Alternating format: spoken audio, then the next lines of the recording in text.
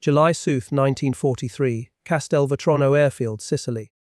The Fock, Wolf 190 pilot, never noticed the P-40 Warhawk swooping down from above until bursts of machine gunfire ripped through his aircraft, sending it plummeting into the Sicilian fields below. First Lieutenant Charles B. Hall, a 22-year-old from Brazil, Indiana, had just achieved what the German Luftwaffe had deemed impossible.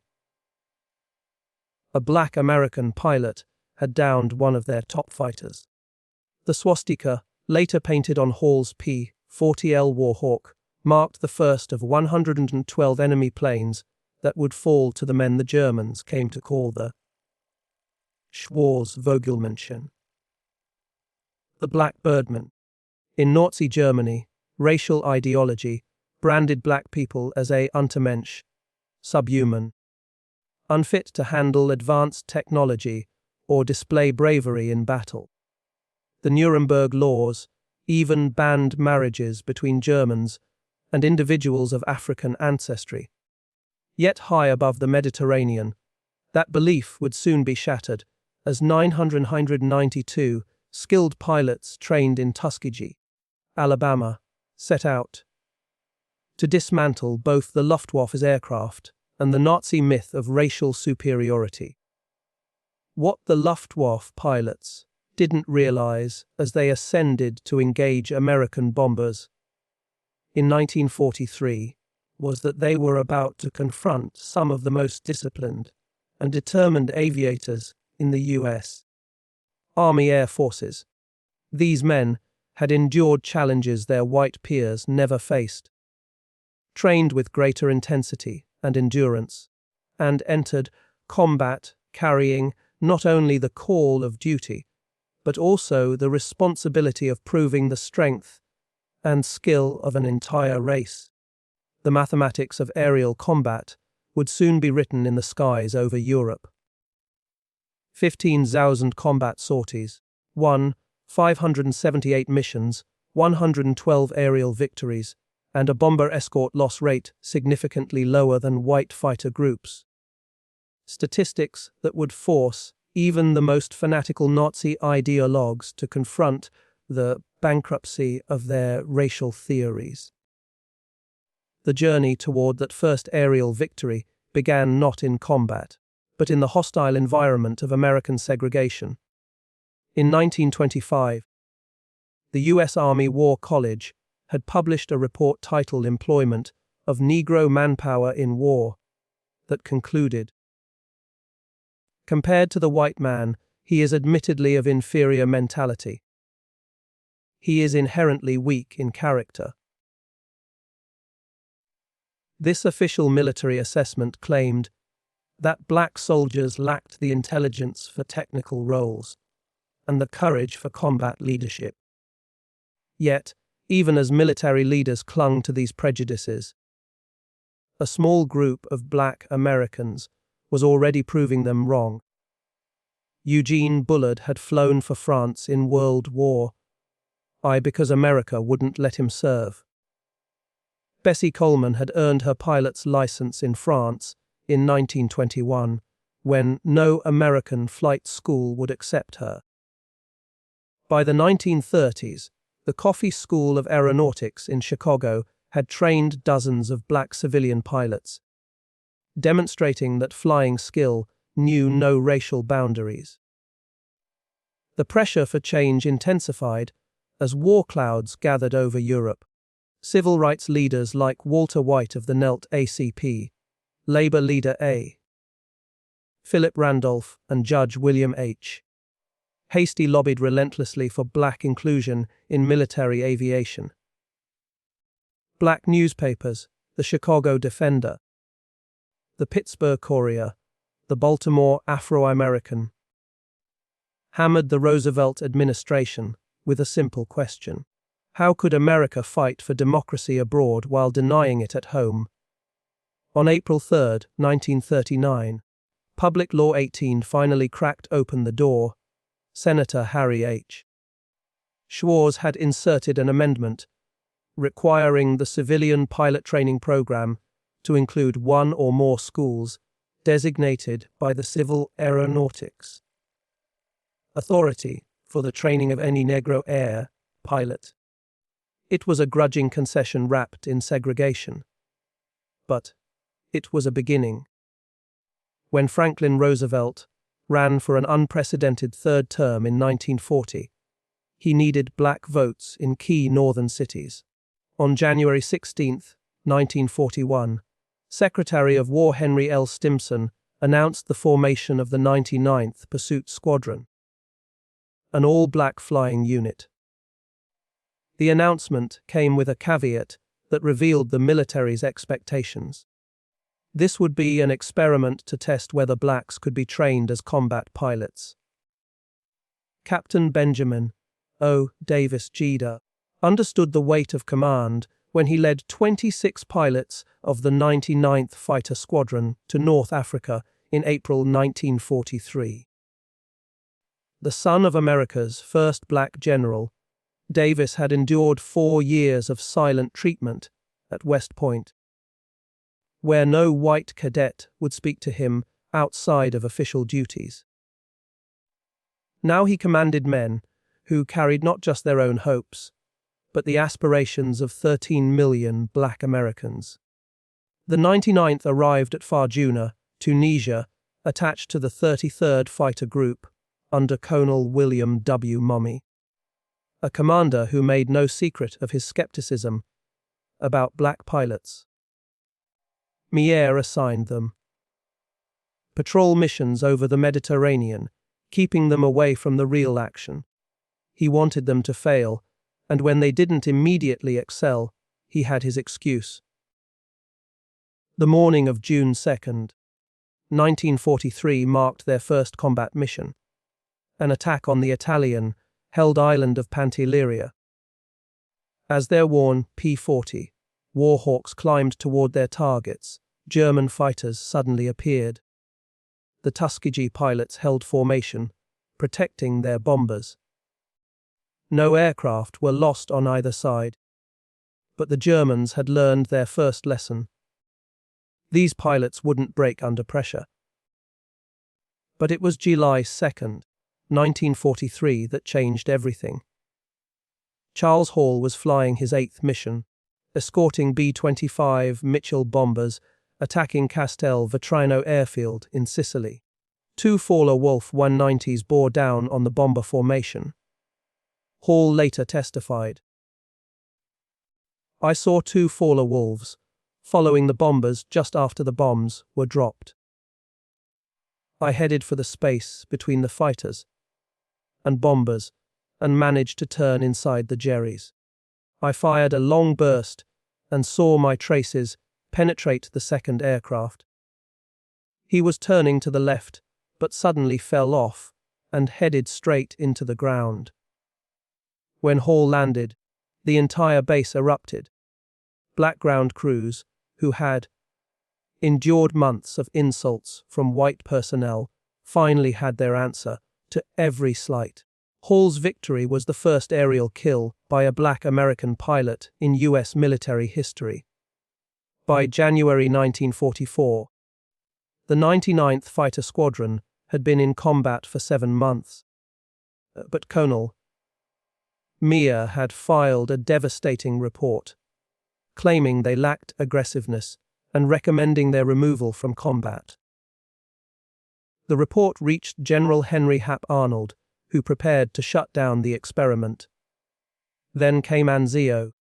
On January 27, 1944, the Luftwaffe launched massive raids on Allied forces at the Anio Beach Head. 15 pilots of the 99th flying obsolete P-40s encountered superior Fowler-Wolf 190s over the battlefield. What followed would silence the critics forever. The 99th shot down multiple enemy aircraft.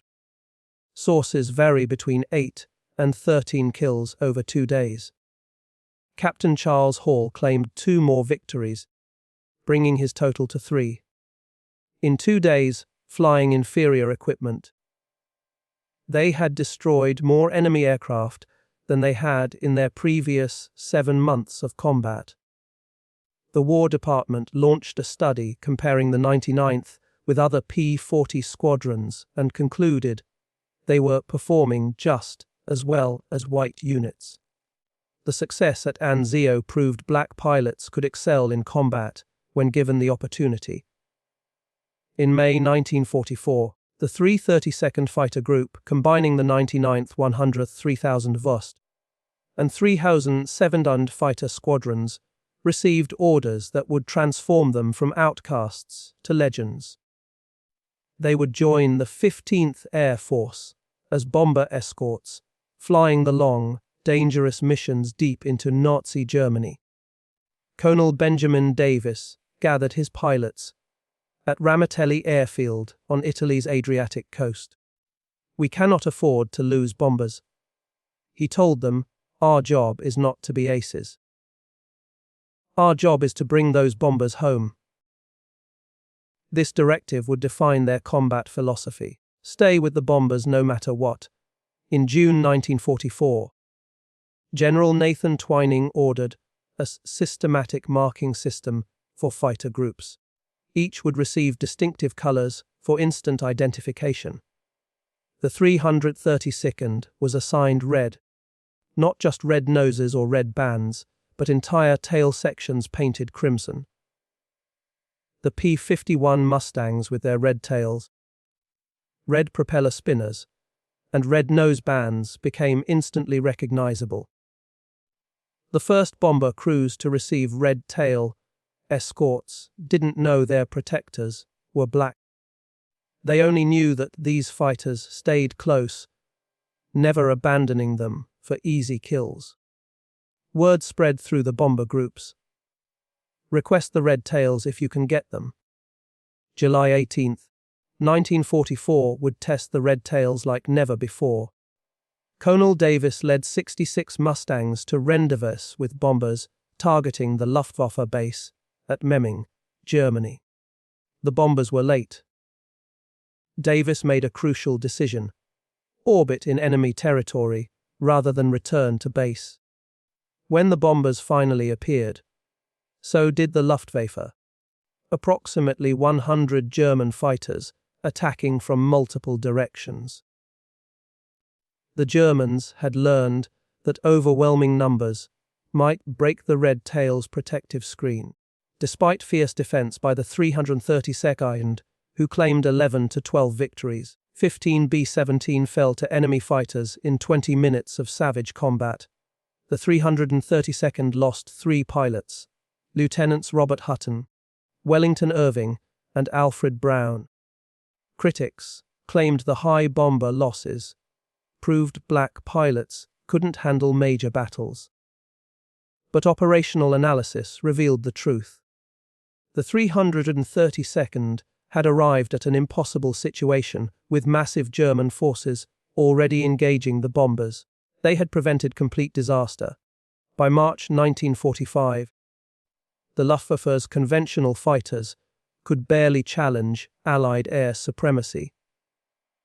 But Germany had one last card: the Messerschmitt Me-262, the world's first operational jet fighter. With a top speed of 540 mph, it could outrun any propeller-driven aircraft.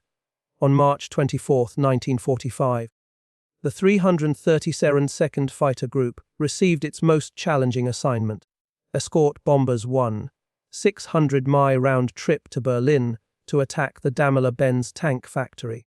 Intelligence warned that Mi-262s from Jägerschade 7 would defend the target. Colonel Davis led 43 P-51 Mustangs into the heart of the Reich. As they approached Berlin, Mi-262s appeared. The largest jet fighter force ever assembled for a single interception. Lieutenant Roscoe Brown had studied the jet's weaknesses. "We knew the German jets were faster than we were. Instead of going directly after them, we went away from them and then turned into their blind spots," he explained. Brown shot down one Mi-262, reporting, "I pulled up at him in a 15 vri climb and fired 3 long bursts from 2 Zaruzand F at 8000 to him. Almost immediately, the pilot bailed out from about 24,500 theft. Lieutenant Earl Lane performed what many considered impossible, shooting down an Mi-262 with a 2,000 yard deflection shot using the new K-14 computing gun sight. Lieutenant Charles Brantley claimed the 3rd jet victory that day.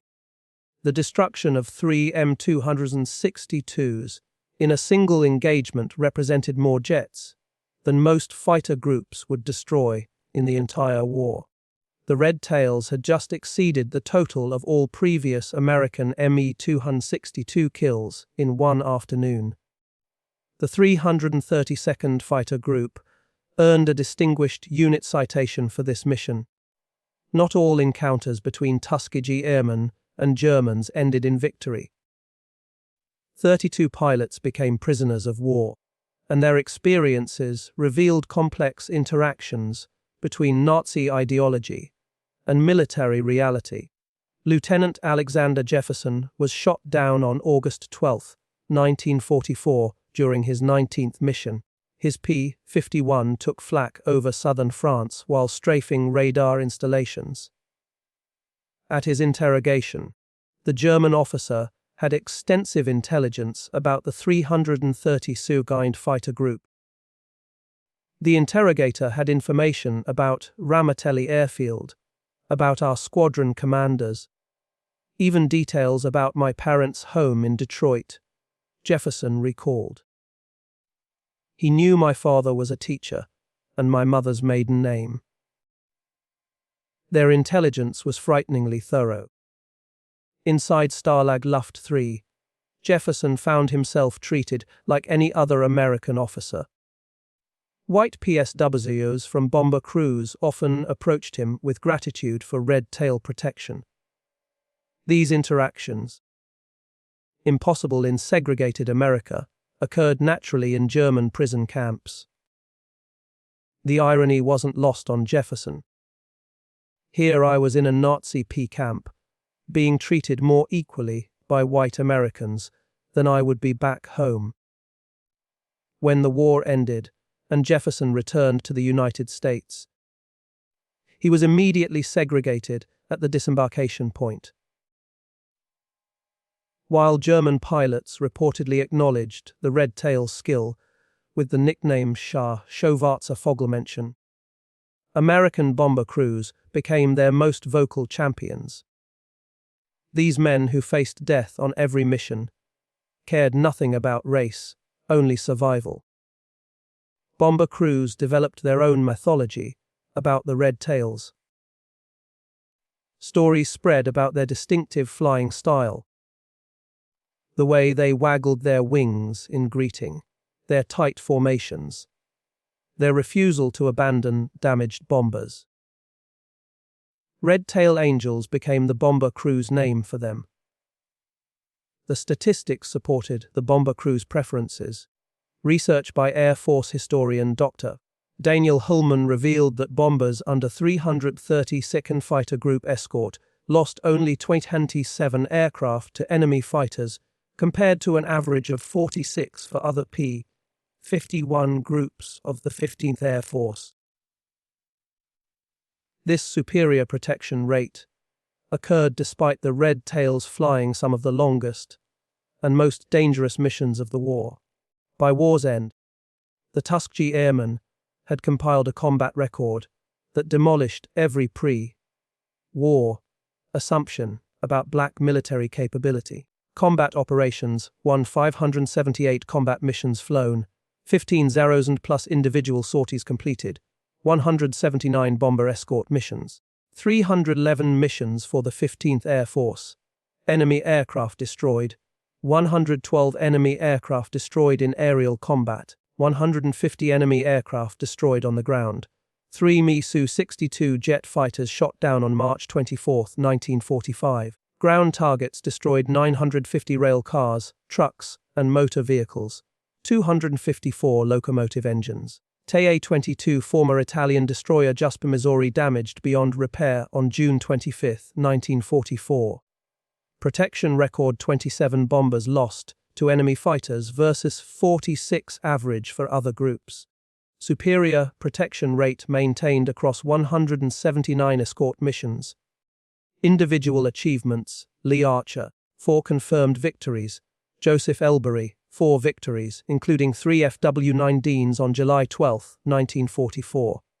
Edward Toppins, 4 victories; Clarence Leicester, 3 kills in 1 mission, July 18, 1944. Decorations earned: 96 Distinguished Flying Crosses, 332nd Fighter Group pilots, 744 Air Medals, 14 Bronze Stars, 8 Purple Hearts, 3 Distinguished Unit Citations for the 99th Fighter Squadron, 1 Distinguished Unit Citation for the 332nd Fighter Group. Human cost: 66 pilots killed in action, 32 pilots captured as prisoners of war, 84 killed in training and non-combat missions. The transformation from mockery to respect wasn't just about courage. It reflected superior American training methods and technological advantages. The red tails wielded with precision. At Tuskegee, pilots flew more hours than their white counterparts, 300 compared to 200 for white pilots. They practiced formation, flying obsessively, knowing that in combat discipline would be their edge. The washout rate at Tuskegee was 60% compared to 40% for white cadets. Only the very best survived the program, creating what Colonel Noel Parrish, Tuskegee commander, called a super-selected group. The progression through aircraft types told its own story. The 99th began with hand-me, down P-40 Warhawks already obsolete when they arrived in North Africa. These liquid-cooled Allison engine fighters were inferior to German Bf-19s and WWIIs in almost every performance metric.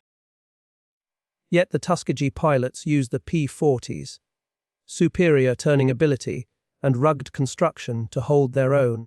The arrival of P-51s Mustangs in July 1944 transformed the red tails into equals of any fighter unit in the war.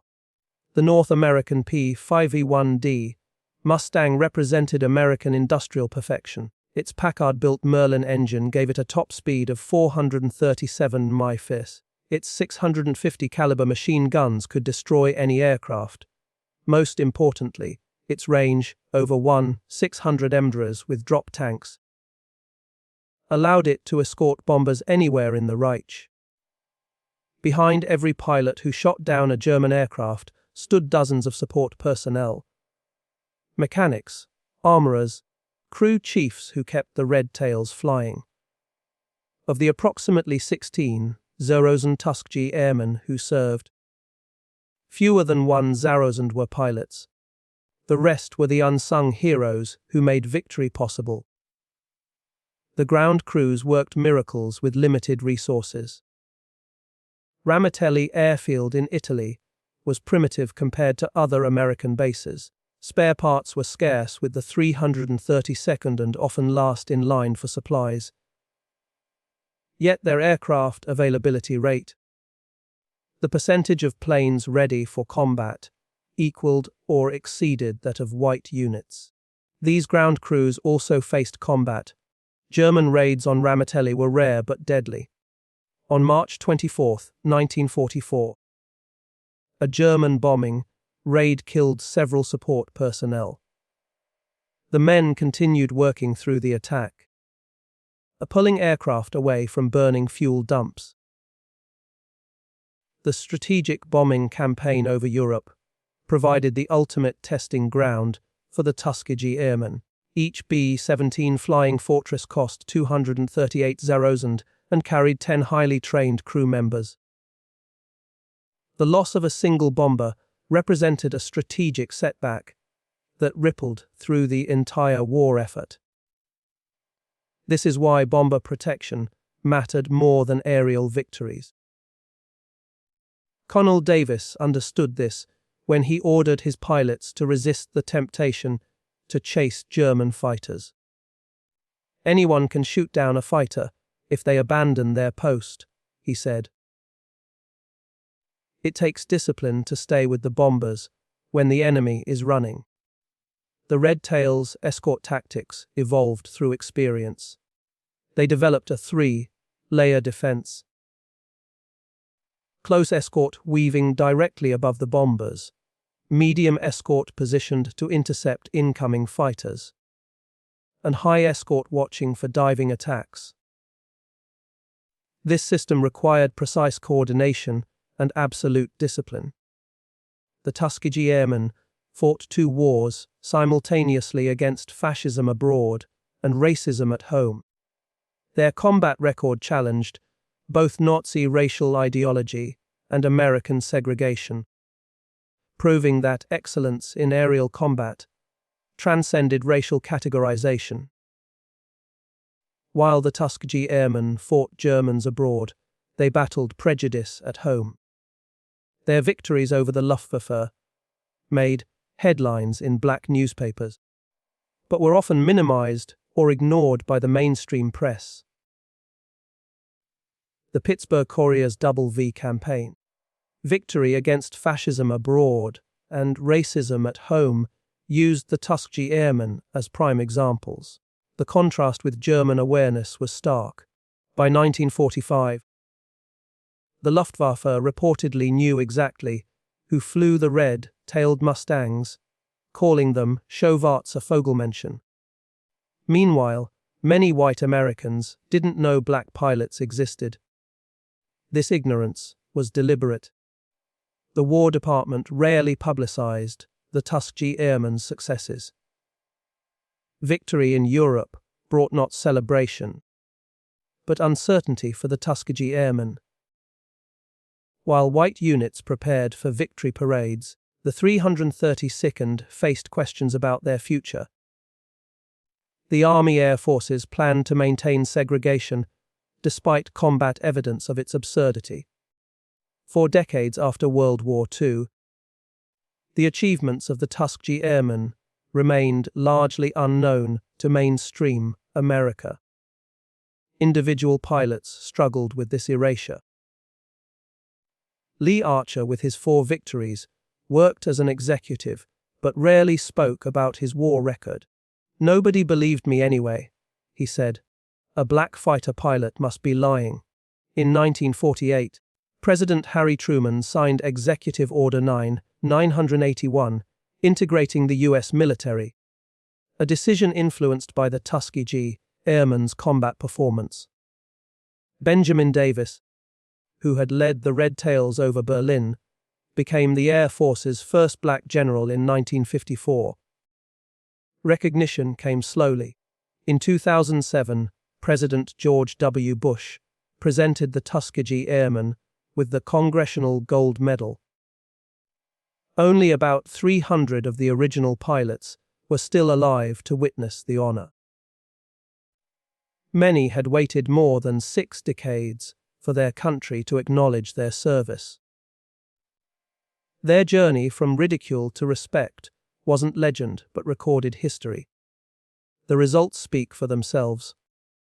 112 confirmed aerial victories over the Luftwaffe, 3 Mi-262 jet fighters taken down in a single mission, 150 enemy planes destroyed on the ground, only 27 bombers lost compared to the average 46 of other groups, 996 distinguished flying crosses awarded to the pilots of the 332nd Fighter Group. The so-called Schwarze Vogelmenschen proved that bias collapses in the face of undeniable skill. Each German fighter downed, each bomber shielded. Each mission completed strengthened the truth. A pilot's skin color had no bearing on his courage or ability. Roscoe Brown, who downed a German jet over Berlin, put it best. They weren't just battling the enemy. They were fighting ignorance, prejudice, and hatred. And they triumphed in all 3 fights. The Tuskegee Airmen didn't just win in the skies. They reshaped history itself. They fought 3 wars at once and prevailed in each, defeating the Luftwaffe in battle, disproving Nazi racial beliefs through skill, and helping to break down American segregation with their unmatched excellence. When given their chance, the Tuskegee Airmen rose above it all, turning ridicule into respect, bias into recognition, and their foes into witnesses of greatness.